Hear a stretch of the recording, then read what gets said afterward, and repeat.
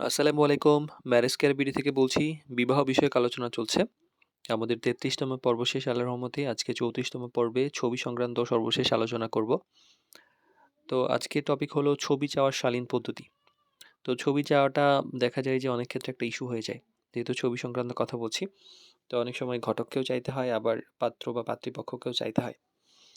তো বিয়ে সংক্রান্ত আলোচনায় ছবি একটা গুরুত্বপূর্ণ ব্যাপার। তবে ছবি চাওয়ার ভঙ্গি যদি বা অশালীন বা তাড়াহুড়া করা হয়, তখন কিন্তু শুধু সম্পর্কই নষ্ট করে না, বরং ব্যক্তি ও পরিবারের প্রতি একটা অসম্মানতা বোধ প্রকাশ করে।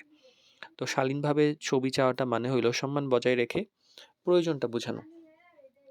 তো সময় এবং প্রসঙ্গ বুঝে ছবি চাওয়া উচিত।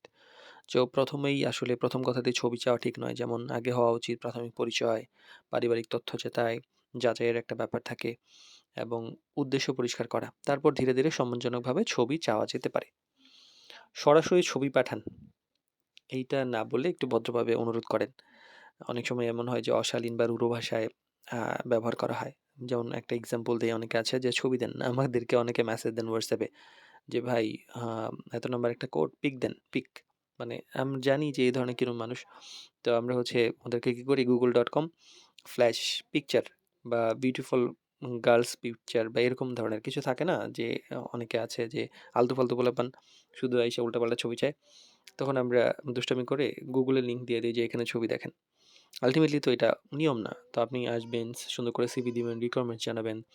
তারপর আপনি বুঝাবেন আমাদেরকে। তখন আমরা রিকোয়ারমেন্ট অনুযায়ী আমরা ছবি দিব বা প্রয়োজনীয় সিভি দিব। এভাবে তো ছবি চায় না। ভদ্র উদাহরণটা এক্ষেত্রে কি হয় যে পরিবারের সঙ্গে আলোচনা এগিয়ে নিতে একটা সাম্প্রতিক ছবি থাকলে উপকার হতো। আবার আপনার সম্মতি থাকলে একটি সাধারণ ছবি শেয়ার করতে পারেন। এই যে ব্যাপারগুলো এটা বললে একটা মানে সুন্দর হয়। বিষয়টা ডিসেন্ট হয়। ছবি কেন প্রয়োজন তা পরিষ্কার করা একটা ব্যাপার। অনেক সময় কি যেমন পরিবারের প্রাথমিক একটা ধারণার জন্য প্রয়োজন হতে পারে। দেখা করার আগের একটা প্রস্তুতি হিসাবে পছন্দ বা অপছন্দ, অপ্রয়োজনীয় দ্বিধা এড়াতে।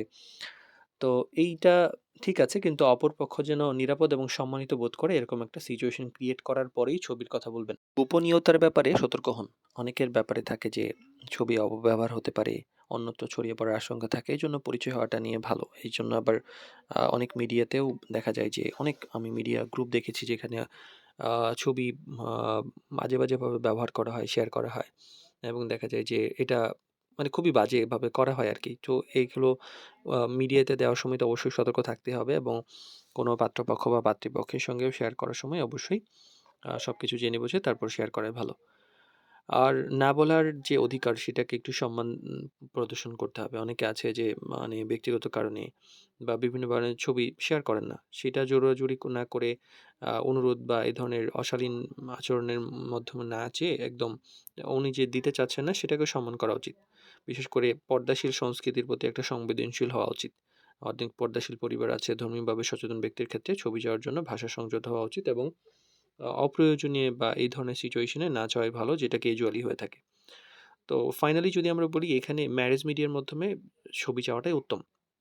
সেক্ষেত্রে কি করা যায়? যে ব্যক্তিগতভাবে আপনি চাইলেন না, ম্যারেজ মিডিয়া আমাকে বললেন যে, "ভাই এরকম একটা ছবি হলে ভালো হয়।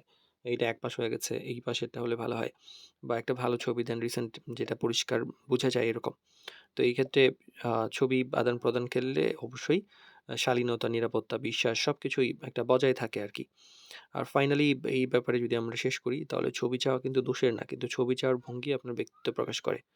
তো সম্মান থাকলে আগ্রহ গ্রহণযোগ্য হয়। আবার অসম্মান থাকলে ভালো প্রস্তাবও বাতিল হয়ে যায়। তো এই ব্যাপারে খেয়াল রাখতে হবে।